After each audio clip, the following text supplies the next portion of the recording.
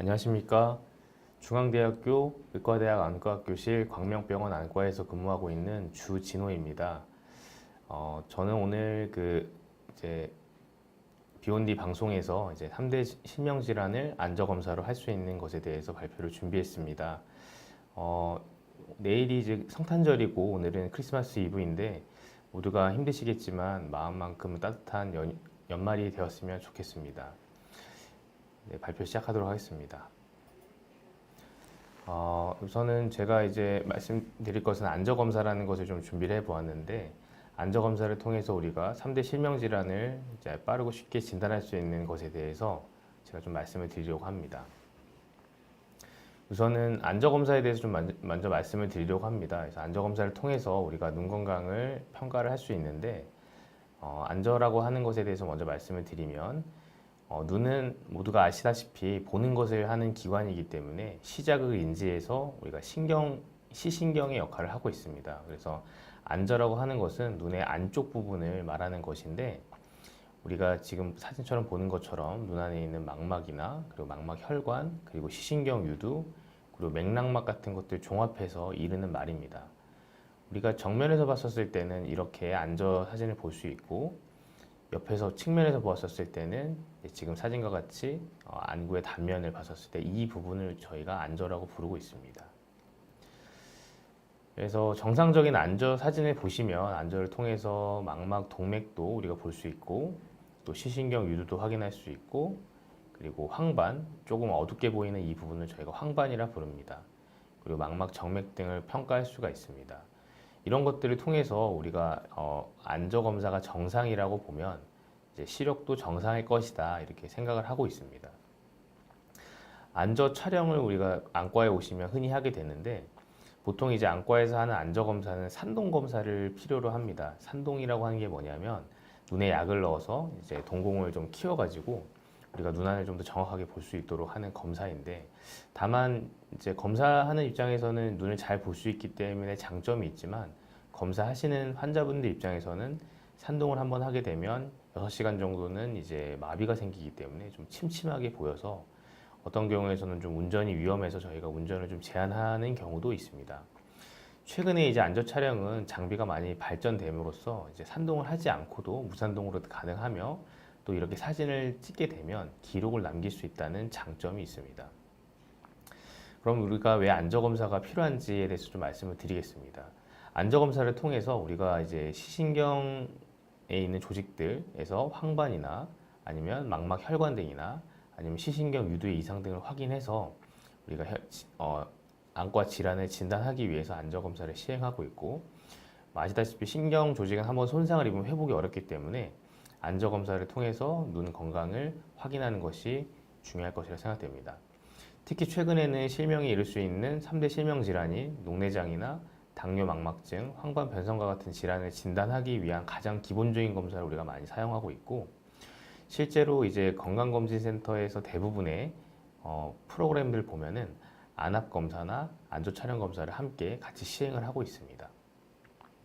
그래서 이런 안저 검사를 통해서 진단할 수 있는 안과 질환은 황반 변성이라든지 당뇨 망막병증, 녹내장, 그리고 망막 변성, 변성 근시, 그리고 망막 박리 등과 같은 질환들을 우리가 안저 검사를 통해서 확인할 수가 있습니다.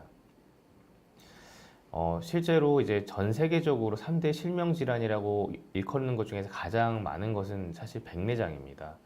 백내장 같은 경우는 이제 잘 살지 못하는 후진국이나 아니면 개발도상국 같은 나라에서 안과 선생님들이 많지 않기 때문에 치료를 제때 받지 못해 실명질환인 것이 가장 흔한 백내장이고, 그 다음은 녹내장, 황반변성 순서로 진행이 됩니다. 실제 이제 저희 나라도 우리나라도 이제 많이 잘 살게 돼서 선진국 반열에 올랐고, 선진국에 한해서 보게 되면 가장 많이 실명하는 질환의 절반은 황반변성이고 약 20% 정도가 녹내장, 그리고 17% 정도가 당뇨성 망막병증이라고 우리가 하고 있습니다. 그래서 이 세 가지 질환에 제가 설명을 좀 드릴 것이고, 우리가 이런 검사를 통해서 내 눈의 건강을 알 수 있다는 것에 대해 또 말씀을 드리도록 하겠습니다. 우리나라의 3대 실명 질환 유병률을 보면 이제 황반변성, 녹내장, 당뇨, 망막병증이 가장 크게 되어 있는데, 이제 주요한 질환 유병률을 봤었을 때 황반 변성은 약 13.4%, 당뇨 망막병증은 18.7%, 녹내장은 약 4.3% 정도가 생기는 것으로 알려져 있고, 이는 꾸준하게 증가되고 있는 추세입니다. 특히 그래프를 보시면 나이가 많이 들수록, 노화가 될수록 황반 변성의 확률이 70세 이상에서는 약 3명당 1명꼴로 나타나고 있다는 것을 알 수가 있습니다. 마찬가지로 녹내장도 나이가 들수록 좀 더 진행률이 40대에 비해서는 한 2배가량 증가하는 것으로 되어 있고, 당뇨 망막병증 같은 경우도 50대 이상에서 유병률이 약 20% 정도 발생하는 것으로 되어져 있습니다. 우리나라에서 이제 2010년부터 2019년 사이에 건보공단 데이터를 보았었을 때, 이제 황반변성 유병률은 인구 10,000명당 39명에서 2019년에는 50명으로 증가한 것으로 되어 있습니다. 하지만 이제 안저 필요성에 대한 인식이 굉장히 낮다고 되어 있는데, 사실 눈 안과 질환 같은 경우는 본인도 모르는 사이에 진행해서 이게 발견도 늦는 경우도 많고, 또 인식이 낮기 때문에 예방 활동이 극히 잘 안 되는 것으로 되어 있습니다. 실제로 우리 환자분들한테 본인의 질환을 알고 있는지에 대해서 설문을 했었을 때, 황반변성 환자는 3.5%만 알고 있었고, 녹내장 환자 같은 경우는 25.8%로만 알고 있는 정도로 매우 낮았습니다. 특히나 이제 당뇨가 있는 환자분들 경우에서 당뇨 합병증 검사를 우리가 주기적으로 하시나요? 물어봤었을 때 약 23.5%, 그러니까 4명 중에 1명 정도만 정기적으로 받고 있고, 나머지 3명 정도는 제대로 검사를 시행하지 못하고 있는 실정이었습니다. 그래서 우선 제가 3가지 질환 중에 황반변성을 먼저 말씀드리도록 하겠습니다. 제가 이전에 이제 비욘디 채널에서도 황반변성에 대해서 발표를 한 적이 있었었는데, 우선 간략하게 좀 말씀을 드리면, 황반변성은 사실 연령과 관련돼서 발생하는 게 제일 많습니다. 그러니까 노화로 인해 생긴다는 게 제일 많고, 그래서 눈 안쪽에 이제 중심부에 위치한 이 부분을 황반이라고 하는데, 그 부분에는 이제 시세포가 많이 모여 있고, 그래서 여기서 이제 대략 7-80%의 보는 기능을 하고 있습니다. 근데 이런 황반의 변성이 생겼었을 때 시력 장애가 일으키는 질환을 말하는 것으로, 대부분 이제 고연령층에서 발생하고, 시력이 떨어지고 중심이 잘 안 보이는 중심암점, 그리고 선이 휘어져 보이는 변시증 등이 나타나는 것이 특징입니다. 실제 이 그림과 같이 왼쪽에 있는 정상 황반은 이제 우리가 망막 단층 촬영이라고 하는 OCT 검사에서 망막이 이렇게 평평하게 가는 것을 볼 수가 있는데, 황반 변성의 경우는 가운데도 좀 변형이 좀 생겼고, 실제 단층 촬영 검사에서도 망막 밑에 물이 차 있거나 출혈이 있는 사진을 볼 수가 있습니다. 이런 경우에는 중심 시력이 크게 떨어지기 때문에 환자분들은 굉장한 불편함을 느낄 수밖에 없습니다. 실제로 황반 변성이 있는 환자들이 보는 것이 어떠냐, 점점 병이 진행됨에 따라서 이 아이의 얼굴이 점점 잘 안 보이더니 결국에는 시커멓게 안 보이게 되고, 이 바둑판과 같은 격자 변성도 마찬가지로 좀 찌글찌글하게 보이면서 변형이 심하게 생기는 것이 이 황반 변성의 특징입니다. 실제로 우리나라에서는 60세 이상의 노년층의 황반 변성은 매우 증가하고 있는 추세로 되어 있고, 국민건강영양조사에 따르면 2010년도에 비해서 2014년에는 약 1.5배 정도 환자가 증가하는 것으로 알려졌습니다. 아마 실제로 지금은 더 많이 증가했을 것이라고 저는 보고 있습니다. 40세 이상의 황반변성 유병률은 이제 초기 황반변성의 경우는 약 6%, 후기 황반변성의 그의 10분의 1인 0.6% 정도로 볼 수 있으며, 초기 황반변성은 사실은 시력에 크게 영향을 미치지 않기 때문에 우리가 보는데 불편함을 못 느끼시지만, 그래도 초기에서 후기로 진행될 확률이 약 15% 정도 되기 때문에 우리가 초기 황반변성이 있는 분들은 안과 검사를 잘 보시면서 우리가 진행하지 않는지를 봐야 될 것이고, 후기 황반변성의 경우에는 시력이 많이 떨어지시기 때문에 이런 경우에 이제 시력의 저하로 병원에 오시는 경우가 많고, 경우에 따라서는 이제 주사 치료 같은 것으로 잘 치료할 수 있지만, 어떤 경우에는 오래 방치할 경우에는 이제 시신경이 다 죽어버려서 잘 볼 수 없게 되는 경우도 저는 많이 보고 있습니다. 실제로 황반 변성은 크게 건성과 습성으로 나눌 수가 있는데, 건성은 이제 말 그대로 말라 있다, 그러니까 비산출성이라고 하는데, 사진에서 보시면 이 노란색에 조그맣게 보이는 것들이 두르젠이라고 하는 것입니다. 두르젠은 노화로 인해서 망막 밑에 노폐물이 쌓이는 현상을 말하는 것인데, 이런 초기 황반 변성의 소견에서 이제 오른쪽과 같이 출혈이나 아니면 흉터가 남는 이제 습성 황반 변성으로 변할 수가 있습니다.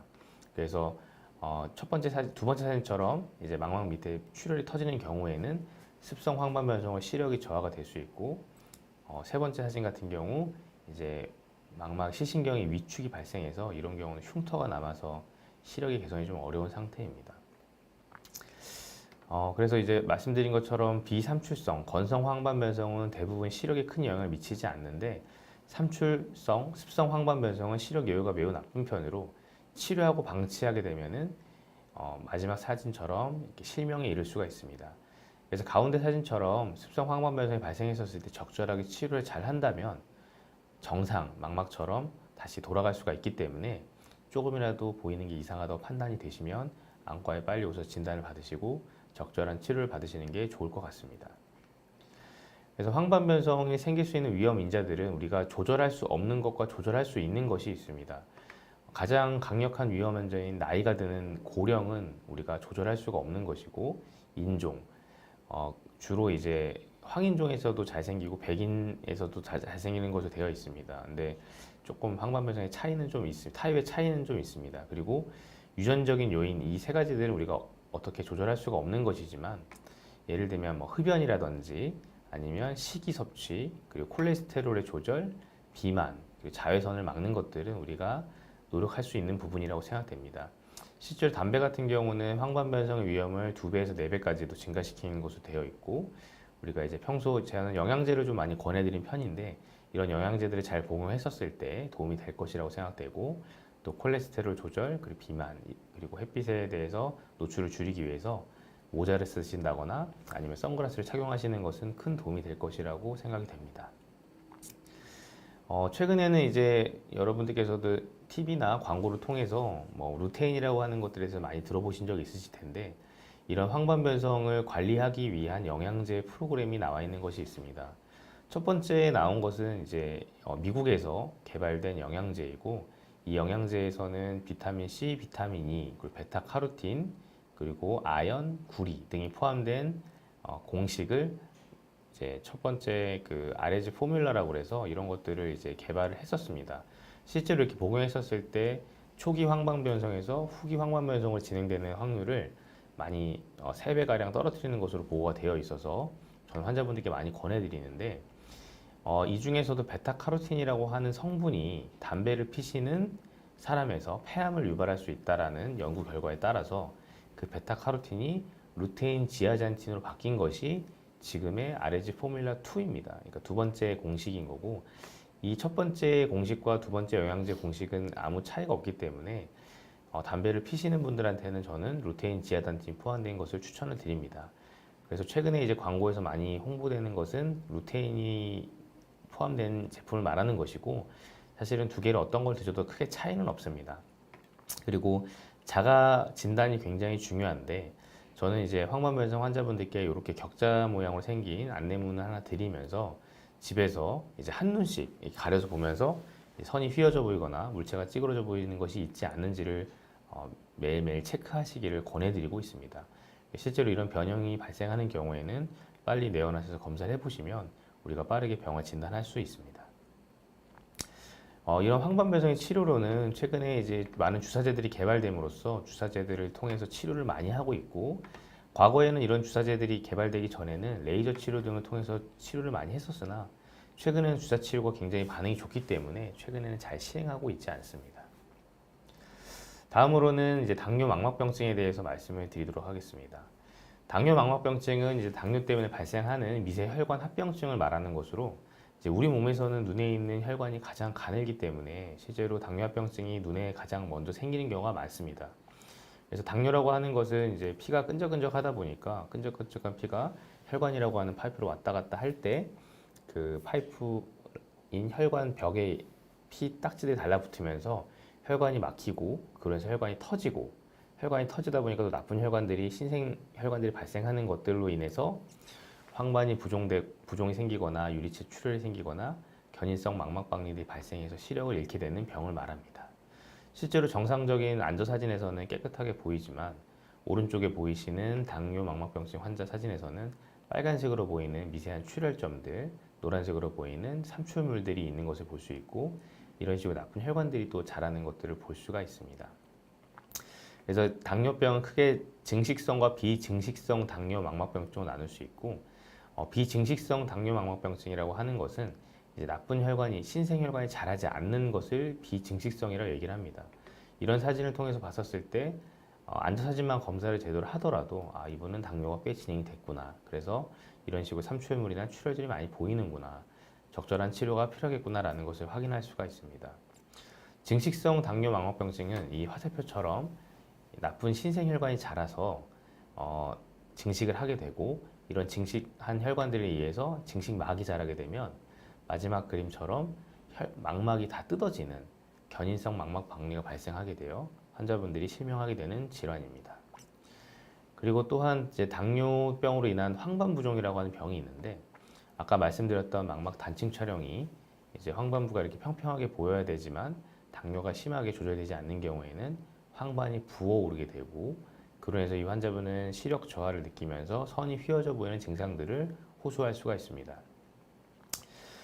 저희가 이제 국민건강영양조사에 따르면 당뇨 환자 중에서 안저검사 시 당뇨 망막병증이 발견되는 환자는 40세 이상 당뇨 환자에서 약 15% 정도에서 발견된다고 되어 있습니다. 미국 위스콘신 역학조사에 따르면 당뇨가 7년 이상인 환자들에서는 50% 정도에서 당뇨 합병증이 발생하고, 17년 이상 정도 되면 90%에서 당뇨 환자에서 당뇨 망막병증이 발견된다고 알려져 있습니다.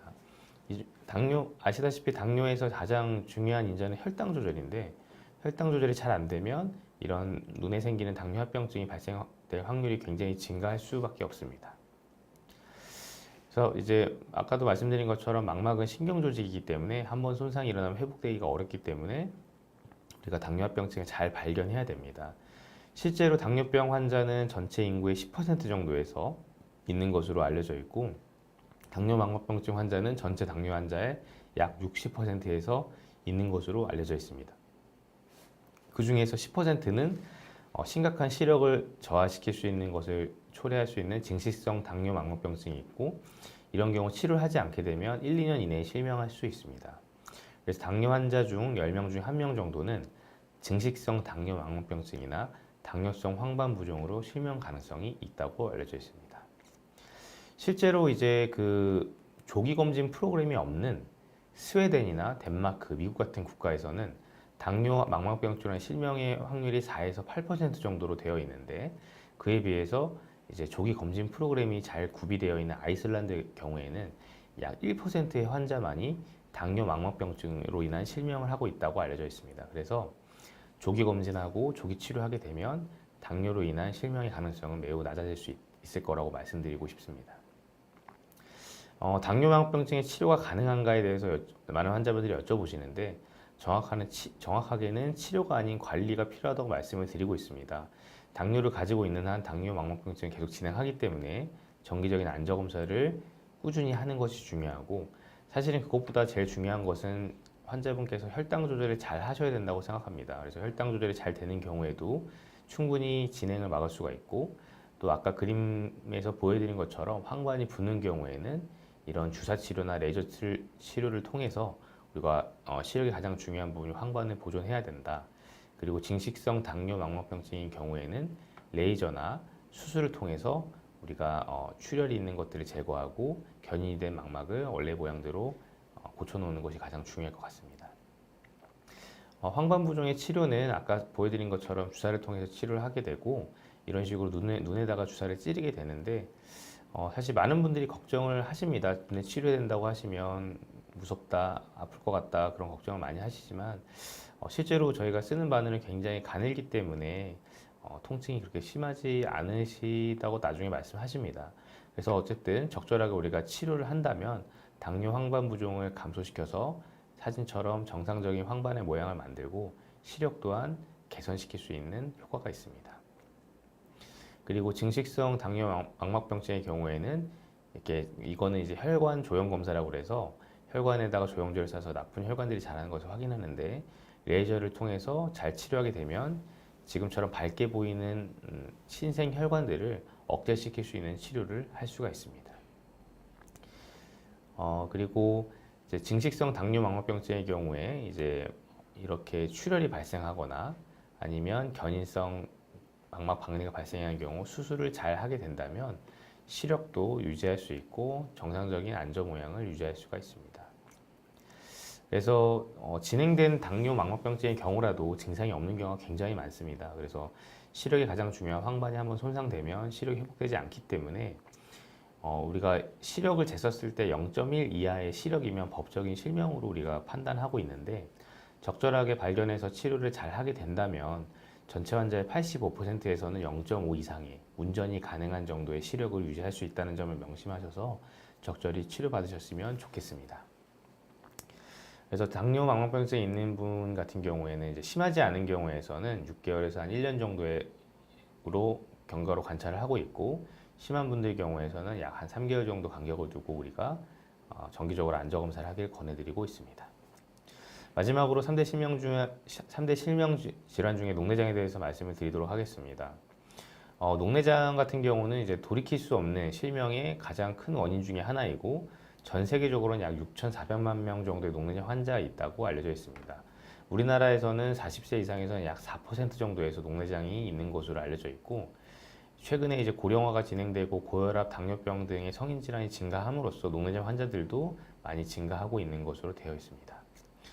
실제 국민건강영양조사에 따르면 70세 이상에서 약 4.9%에서 4.7% 정도에서 녹내장이 있는 것으로 알려져 있고 우리가 이제 40대가 지나고서부터는 안저검사가 필요하다고 말씀드리는 이유 중에 하나가 40대가 넘어갈 때 녹내장의 유병률이 갑자기 증가하기 때문에 40대가 넘었을 때는 1년에 한 번 정도씩은 정기적으로 안저검사를 해보시는 게 좋다고 말씀을 드리고 있습니다.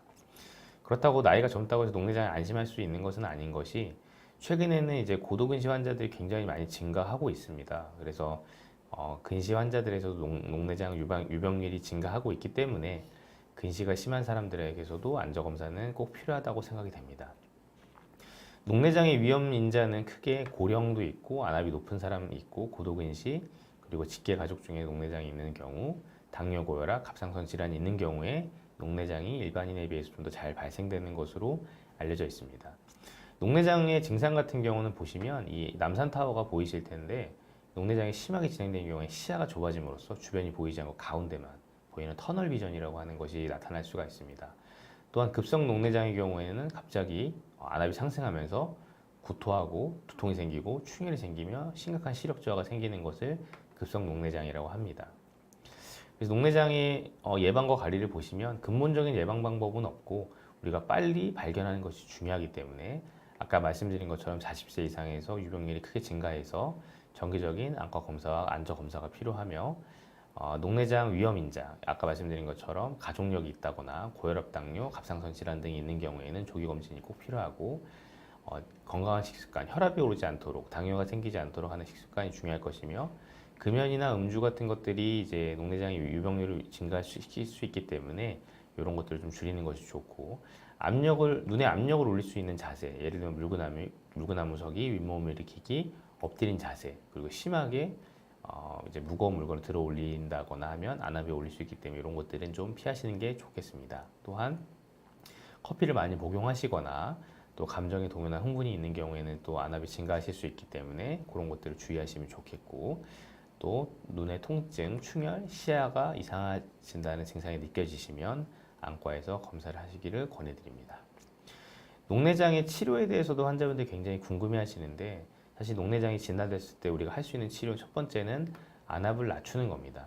안압이 상승하게 되면 눈 안에 이제 시신경에 스트레스가 많이 생기기 때문에 안압을 낮춤으로써 이제 시신경에 발생할 수 있는 스트레스를 줄여주는 게 첫 번째 치료이고 그런 것들은 이제 처음에는 안약으로 사용합니다. 안약을 점안함으로써 안약을 떨어뜨리지만 그게 잘 안 되는 경우에는 경우에 따라서 레이저 치료나 수술적인 치료를 통해서 안압을 떨어뜨리려고 안과에서 노력을 하고 있습니다. 마지막으로 국민 눈 건강을 위한 제언을 좀 말씀드릴까 합니다. 우선은 3대 실명질환 같은 경우는 조기에 발견하게 되면 대부분의 경우는 치료가 가능합니다. 말씀드린 병들에 대해서는 이미 치료 방법들이 잘 정립되어져 있기 때문에 진단만 제대로 된다면 치료를 잘 할 수 있다고 저는 생각이 됩니다. 하지만 이제 이런 것과 다르게 이제 국민들의 인식이 매우 낮은 편이고 또한 의료 형평성이나 보건적인 건강보장 측면에서는 그래서 저희 안과 학회에서 저희가 준비하는 것들은 이제 안저 검사의 국가 검진을 이제 우리가 정기적으로 하는 것을 좀 정책적으로 시행하려고 노력하고 있습니다. 환자분들께서도 한 2년에 한 번씩 위 내시경 검사하시고 엑스레이 검사하고 계실 텐데 이런 것들에 이제 안저 검사를 같이 넣게 된다면 어쩌면 눈 건강을 조금 더 우리가 하는데 도움이 될 거라 생각하고 있고 안과 의사들이 그에 따라 노력을 하고 있습니다. 황반변성의 경우에는 유병률이 약 5% 이상인 질환이 되었고 이에 대한 조기 검진이 보건 경제적으로 효과가 있다고 보고가 되어 있고 또한 지금은 이제 안과가 전국에 한 1,500개, 600개 정도가 있는데 모든 안과의원에서는 안저 검사가 가능합니다. 그만큼 인프라가 잘 되어 있고 또 저렴한 비용으로 우리가 검사를 하고 있기 때문에 안저 촬영 같은 경우 실제로 검사를 해보셨을 때 검사비가 많이 비싸지가 않습니다. 환자 부담금이 약 5천 원 정도 될 텐데 그 정도 부담하셨을 때 우리가 위해 없이 쉽게 눈 건강을 검사할 수 있기 때문에 환자분들께서도 제가 드리고 싶은 말씀은 정기적으로 이제 안과에서 방문하셔서 시력 검사도 하시고 안압도 측정해 보시고 안저 검사도 해보신다면 충분히 우리가 눈 건강을 지킬 수 있을 것이라고 저는 생각이 됩니다. 이상으로 발표를 마치겠습니다. 질문 있으시면 제가 또 질문에 대해서 답변 드리도록 하겠습니다.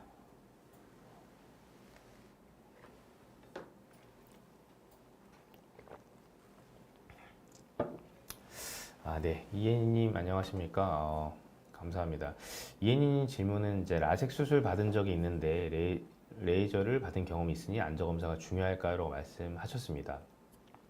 10년이 지나고 예전부터 양눈의 시력 차이가 큰데 다시 수술하는 게 좋을지 어두울 때 특히 안 보인다고 말씀해 주셨는데 아마 이제 라섹 수술을 하셨다면 이제 아마 근시가 좀 있었을 거라 생각됩니다. 그리고 근시가 있는 분들은 특징이 좀 망막이 좀 얇거든요. 왜 그러냐면 근시가 있는 사람들은 눈의 안구 자체가 큰데 이제 안구는 사실 이제 흰자는 그 섬유질이 많아 잘 늘어나는데 그 안에 붙어 있는 망막은 잘 늘어나지 않고 얇아지거든요. 그래서 얇아진 망막은 아무래도 잘 찢어지고 손상이 발생할 수 있기 때문에 망막 열공이나 망막에 구멍이 잘 생겨서 우리가 레이저 치료를 하는 경우가 가끔 있습니다. 그래서 이혜니님 같은 경우는 사실 안저 검사를 정기적으로 하시는 게 정말 중요하다고 생각이 됩니다. 특히나 아마 주변부에 망막이 찢어졌을 가능성이 있기 때문에 산동 검사를 통해서 망막의 주변부까지 검사를 하는 것이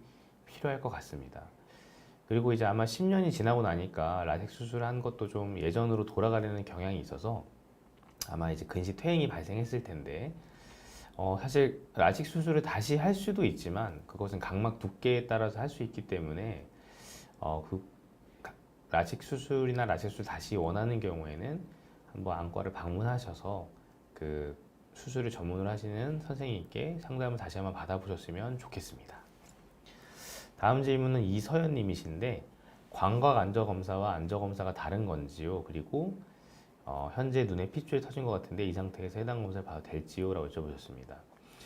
사실은 이제 안저 검사는 아까 말씀드린 것처럼 그 안저의 가운데 황반과 시신경 유두가 포함된 가운데만을 촬영하는 경우가 일반 안저 검사고 최근에는 이제 안과 검사 장비가 굉장히 발전이 되면서 더 넓은 범위로 사진을 찍을 수가 있습니다. 제가 사진을 좀 보여드리면 좋겠지만 어쨌든 광각 안저 검사는 망막 주변부까지도 다 찍을 수 있기 때문에 이 검사를 하시게 된다면 사실은 더 넓은 범위로 검사를 할 수 있어서 아까 이혜니님의 질문과 같이 망막 주변부 변성까지도 함께 볼 수 있다는 장점이 있기 때문에 사실은 조금 더 좋은 검사라고 저는 생각이 됩니다. 아마 눈에 실핏줄 터진 것은 이제 뭐 결막과 출혈과 같은 병 때문에 생겼을 텐데 뭐 그런 경우라도 안저 검사를 받는 데는 전혀 지장은 없습니다. 다음은 무민님 질문이신데 그 망막 열공 시술을 받았는데 망막 박리 외에 조심해야 할 안 질환이 있을까요? 라고 얘기해 주셨습니다.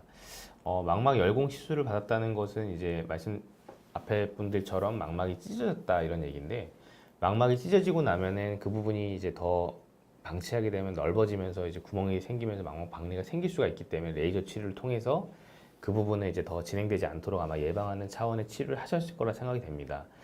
망막 열공 시술 받은 경우에는 망막 박리는 물론 조심해야 되는 질환이 있고 뭐 그 외적으로는 제가 생각할 때는 아마 근시가 있다면 근시로 인한 황반 변성이라든지 아니면 근시로 인한 망막 변성 같은 것들에 대해서는 좀 조심해야 될 질환이 있을 것 같아서 오미님 같은 경우에도 지속적으로 안과 진료를 받아보시기를 저는 권해드립니다.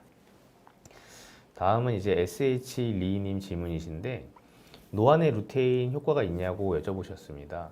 그래서 아까 말씀드린 그 아레즈 포뮬라라고 하는 그 영양제에 대한 것은 사실은 이제 황반 변성이 있는 환자분들에만 해당이 있는 것으로 되어 있습니다. 그래서 황반 변성이 있는 분들한테만 루테인 효과가 있고 사실은 노안은 아직까지는 제가 알기로 효과는 없는 것으로 알고 있습니다. 그래서 만약에 젊으시고 영양 섭취가 충분히 잘 이루어지신다면 사실 건강하신 분들은 루테인이 꼭 필요하지 않다고 저는 생각하고 비타민 정도로 복용하시는 것만으로도 저는 괜찮을 거라고 생각이 됩니다. 다음은 연두고고님이신데 10년 전 시신경염으로 한쪽 시력이 잃었는데 반대쪽 뇌 생길 수가 있나요? 원인은 못 찾았어요. 주기적으로 검사하면 방법이 없을까요? 아직 40대라 시력의 중요성을 뼈저리게 느끼고 있습니다. 라고 질문 주셨습니다. 시신경염도 굉장히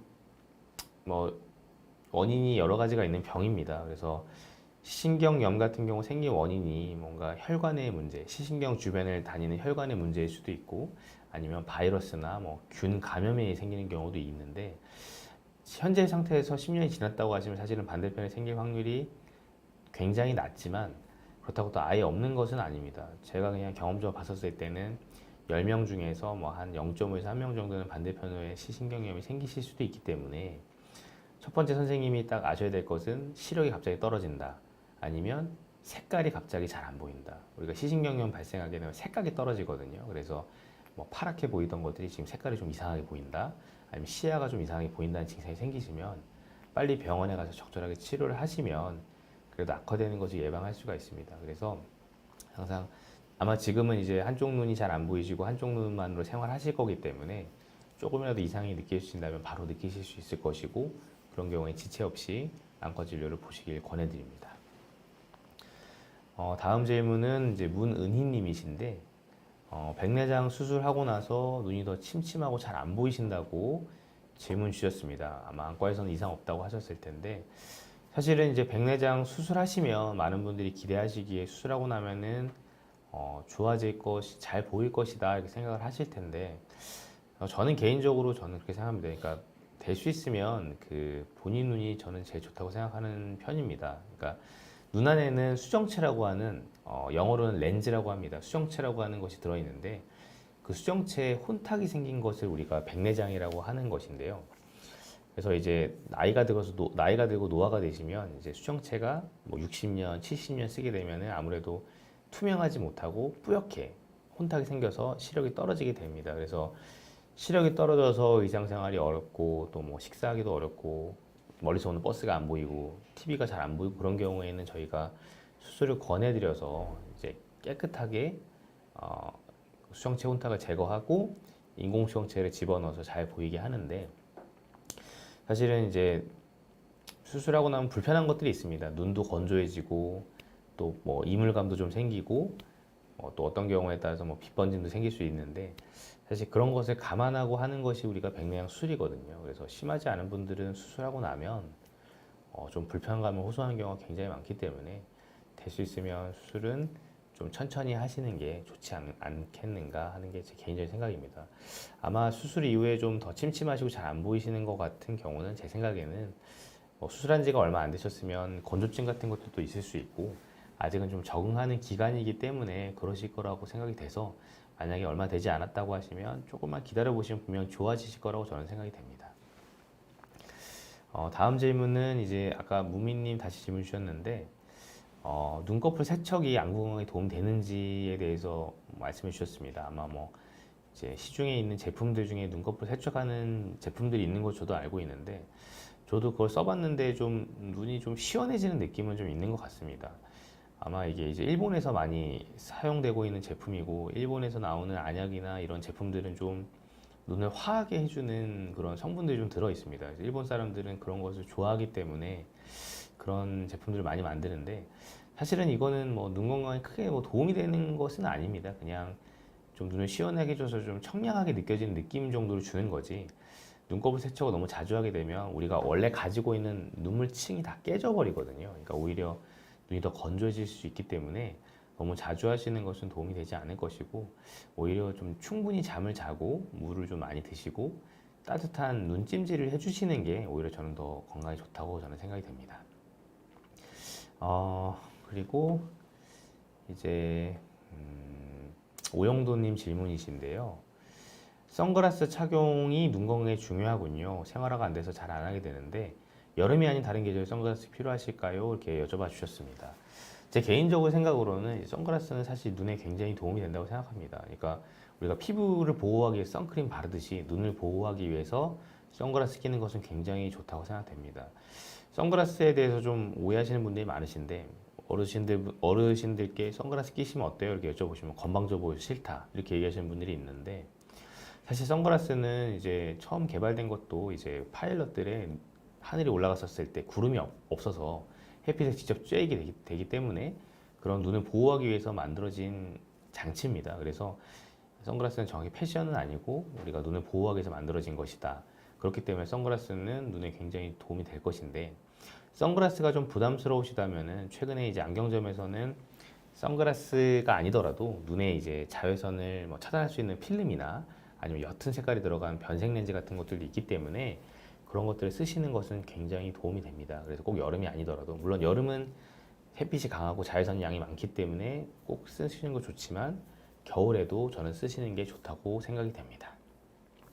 다음은 임금기님이신데, 만 68세 남자인데 건성 황반 변성이 있는 상태에서 양쪽에 백내장이 있어서 수술받은 지 1년 됐는데 갑자기 한쪽이 뿌옇게 보이면서 비문증이 생겨서 검사해보니 포도막염이라는 데 위험하진 않을까요? 라고 얘기해 주셨습니다.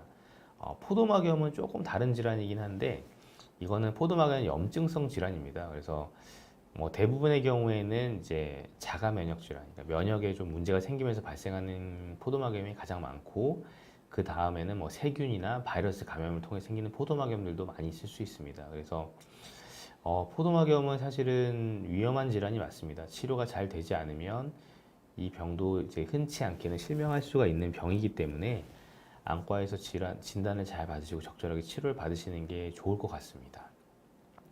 다음은 권태호님이신데, 어머니께서 당뇨병으로 여러 번 백내장 수술하셨는데 당뇨병에 의한 백내장은 수술에도 재발이 높은가에 대한 질문을 해주셨습니다. 사실은 백내장 수술은 한 번만 할 수가 있는 것입니다. 여러 번 하는 수술은 아닐 것인데 아마 뭐 다른 치료에 대해서 좀 오해하고 계신 게 아닐까 싶습니다. 그래서 당뇨병에 의한 백내장 자체가 당뇨에 의해서 백내장이 좀 더 잘 생기게 되어 있고, 수술을 한번 제대로 하는 경우에는 재발되지는 않습니다. 그래서 당 조절을 잘 하시는 것도 백내장을 이제 유병 진행을 좀 늦추는 데 도움이 될 것입니다. 다음은 이제 초록초록님이신데요. 비문증이 있어서 망막 검사했는데 검은 점 같은 게 색이 보인다고 했는데 문제가 없는지 궁금합니다. 아마 이제 비문증이 생기는 이유는 그 눈 안에 이제 유리체라고 하는 젤 같은 게 들어있는데, 그런 유리체가 이제 망막과 떨어져 나왔었을 때 보이는 것이 비문증이 있고, 어떤 사람은 뭐 거미줄, 어떤 실타래, 뭐 번쩍번쩍거리는 광시증, 다양하게 보이는 것을 우리가 다 통틀어서 저는 비문증이라고 말씀을 드리는데, 이제 아마 유리체의 조각이 3가지 정도 보인다고 얘기하신 것 같습니다. 어쨌든 그런 경우에는 되게 시력에 저하를 미치진 않기 때문에 크게 걱정하진 않으셔도 되는데, 다만 이제 그런 점 같은 것들이 3개가 아니라 뭐 한 30개, 40개씩 많이 보이고, 그런 점 같은 것들이 뭐 한 며칠 동안 계속 보인다고 하는 경우에는 뭐 망막이 찢어지거나 아니면 망막에 구멍이 생기는 문제가 있을 수 있기 때문에 그런 경우에는 꼭 안과 검사를 받아보시기를 권유드립니다. 다음은 고고님이신데, 안저검사를 하면 녹내장, 백내장 걱정 안 해도 되는지 여쭤보셨습니다. 사실은 안저검사만 한다고 해서 우리가 알 수 있는 것은 아니지만 어쨌든 안저검사를 통해서 굉장히 많은 것을 찾아낼 수가 있고, 그 중에서 녹내장이 의심이 되면 그 다음에 정밀 검사를 하게 됩니다. 뭐 시신경 단층 촬영을 통해서 이제 우리가 녹내장이 발생하면 시신경의 두께가 얇아지거든요. 그런 두께를 측정한다든지, 아니면 녹내장이 또 진행하게 되면 시야가 좁아질 수가 있는데 시야 검사를 통해서 정확하게 진단할 수 있기 때문에 안저 검사는 사실 만병통치약은 아니지만 어쨌든 우리가 스크리닝을 해야 한다. 질환을 먼저 찾아낼 수 있는 것에 도움이 될 수 있고 실제로 안과 의사들도 많은 연구를 하는 것 중에 한 가지가 AI를 통해서 안저 검사 판독을 하는 또 연구들을 많이 하고 있습니다. 그래서 안저 검사를 하고 안저 검사에서 AI 검사를 돌리게 되면 AI가 이 환자분은 녹내장이 몇 퍼센트 의심되고 황반변성이 의심되고 이런 것들을 찾아주는 또 프로그램들이 많이 개발되고 있기 때문에 안저 검사만 우리가 정확하게 제때제때 하셔도 많은 부분들은 찾아낼 수 있을 거라 생각이 됩니다.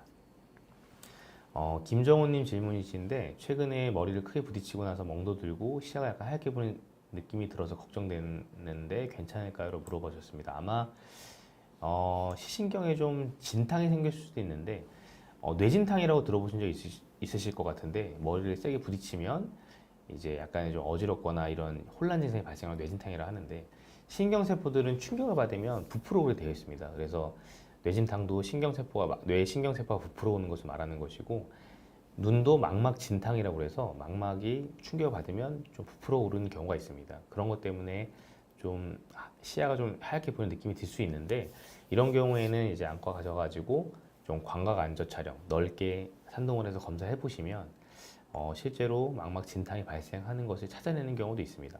어쨌든 망막 진탕이 발생하더라도 대부분의 경우에는 수주 이내 좋아지기 때문에 크게 걱정하지는 않으셔도 될 것 같습니다.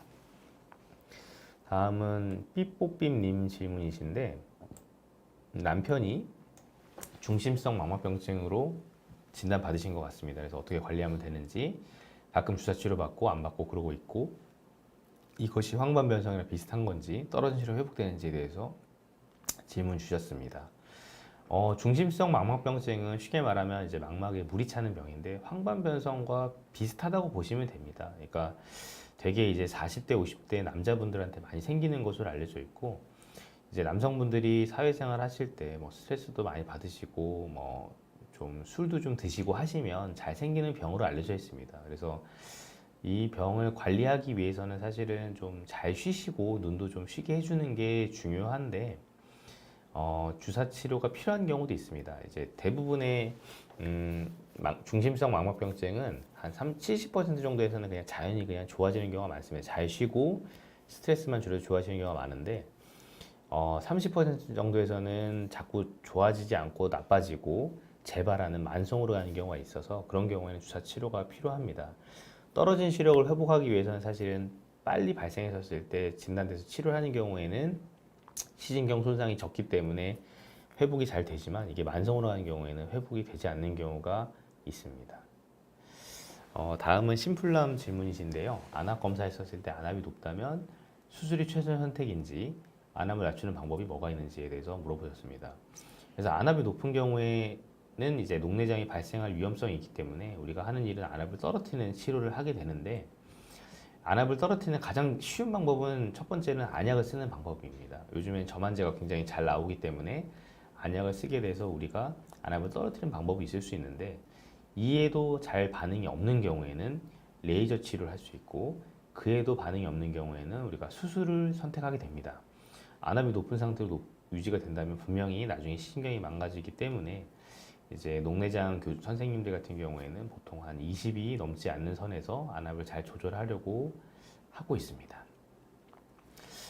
가을우 최국님께서는 이제 1999년 라식 수술 받았고 당뇨 질환도 있고 노안이 오는데 노안 수술 받아도 되는지에 대해서 물어보셨습니다.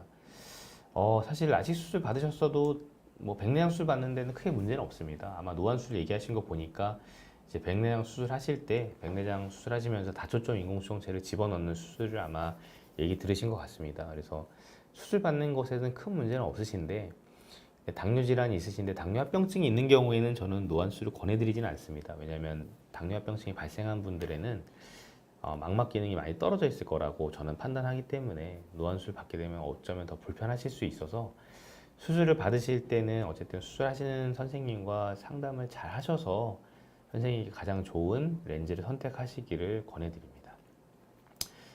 최카타리나님 질문이신데 캐나다 살고 있으시고 황반변성 초기고 6개월에 한 번씩 레이저 치료하고 있습니다. 그리고 안약 사용하고 그다음에 아레즈2 포뮬러 쓰고 있는데 하루에 2알씩 먹는데 다른 치료 방법 없는지 물어보셨습니다.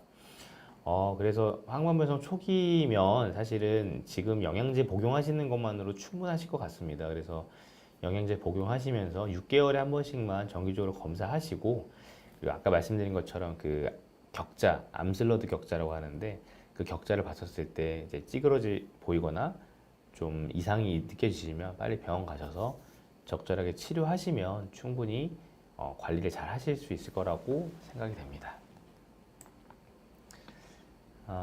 그리고 이제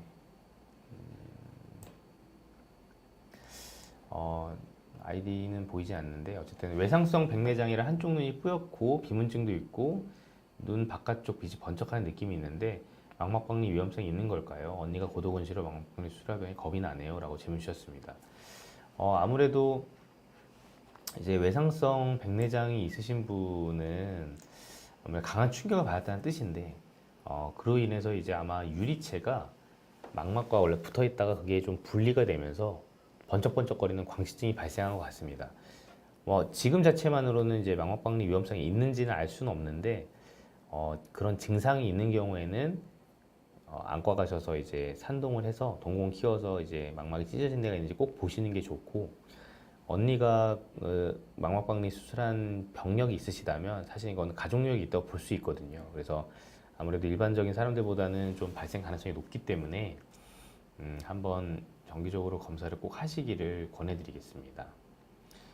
그리고 오영도님 질문 주셨는데 기존의 돋보기로는 잘 안 보여서 돋보기 다시 맞췄는데 기존보다 4단계 정도 올라가서 그런지 잠깐 쓰는데 어지러 잘 안 쓰게 됩니다. 1분도 못 쓰겠습니다. 그래서 불편해서 자꾸 사용하면 익숙해져야 되는지 아니면 기존 돋보기에 사용이 되는지에 대해서 물어보셨는데요. 사실 돋보기는 좀 단계가 올라갈수록 좀 어지러울 수가 있습니다. 그래서 본인에게 편한, 그러니까 우리가 도수를 쟀었을 때 저희 안과 의사나 뭐 안경사 선생님들은 최대로 교정하시기를 원하시지만 너무 또 교정을 많이 하는 경우에는 또 환자분이 적응하기가 힘들 수 있기 때문에 4단계가 만약 어지러우시다면 한 2, 3단계 정도만 올리셔가지고 거기에 좀 적응하시고 또 익숙해지면 그 다음에 또 4단계까지 올리셔서 또 적응해서 익숙해 보시는 게 저는 어떨까 싶습니다. 물론 돋보기를 최대한 올리면 잘 보이시긴 하겠지만 어지러우시면 또 불편할 수 있기 때문에 그 중간에 어딘가에 좀 선생님이 편한 부분을 찾으셨으면 저는 좋겠습니다. 제가 그리고 찌누기 왕자님 질문이신데 20대 녹내장 말기 환자인데 자아는 섬유절제술 받았고 안압 관리가 잘 되는데 우아는 섬유절제술 실패 후 아메드밸브 수술하고 안압 항대에서도 안압이 10 중반밖에 안 떨어집니다. 고안압기도 지났고 교수님 말로는 캡슐이 자꾸 생긴다고 해서 5F를 한두 달에 한 번씩 맞고 있는데 캡슐을 막는 안약이나 시술이 있는지 궁금합니다. 사실은 녹내장 수술하고 나서 잘 수술이 돼도 섬유화가 생기면서 거기가 자꾸 구멍이 다시 막히는 경우가 있거든요. 그러니까 녹내장 수술은 우리가 눈 안에 다른 이제 쉽게 말하면 다른 이제 길을 만들어 주는 건데 눈 안에 이제 물이 만들어지고 빠져나가는 길이 막혀서 안압이 오르기 때문에 그런 길을 다시 만들어 주는 건데 그 길이 시간이 지나면 자꾸 또 막히고 섬에서 막히고 이래서 이제 5F라는 항암제를 써가지고 거기를 이제 섬유화되지 않도록 하는 치료입니다. 아직까지는 안약이나 이런 것들로 나와있지는 않고 제가 알기로도 그런 반복적인 시술로 그 길이 잘 유지될 수밖에 없게, 그러니까 배수로가 있었을 때 배수로가 막히니까 우리가 계속 거기 흙을 퍼내듯이 좀 힘드시더라도 그렇게 관리를 잘 하셔야 될 것 같고, 그래도 안압이 10 중반으로 유지되고 있다고 하시면 비율 잘 유지된다고 저는 생각이 되니까 찐우기 왕자님 좀 힘드시더라도 힘내셔서 지속적으로 안과 진료 보시기를 제가 권해드립니다. 아직 젊으셔갖고 좀 시력을 잘 유지하셔야 되지 않을까 생각이 됩니다. 제가 서현님이신데 이제 한 달 전 안과에서 8만 원치 검사를 받았는데 정확히 모르겠고 MRI 같은 걸 찍었는데 눈이 뿌옇게 뭐가 끼는 것 같아서요. 한 달 전 검사 받았을 때 아무 말이 없었는데 갑자기 이런 생각이 생긴다면 다른 병원 가봐야 하는지 눈에 뭐가 계속 뿌연 게 끼는 것 같다 말씀해 주신 것 같습니다. 아마 제 생각에 검사 때문에 그런 것 같지는 않고 요즘 날씨가 이제 좀 춥고 건조해지다 보니 건조증 때문에 그런 게 아닐까라는 생각이 됩니다. 그래서 우선은 뭐 제가 봤을 때는 이제 아마 검사하실 때 번쩍하기 때문에 좀 뭐가 그런 게 있다고 느끼셨을 것 같은데 대부분 그런 검사들은 다 안전한 것들이 확인된 검사이기 때문에 아마 진료 보신 병원 가셔서 이제 검사 받아 보시면 적절한 안약 처방 받고 쓰시면 크게 문제가 안 될 거라고 제가 생각이 됩니다. 우선은 시간상으로 제가 이제 여기까지 이제 질문을 받고 다음에 또 좋은 기회가 있으면 또 한번 말씀드리고 Q&A 받도록 하겠습니다.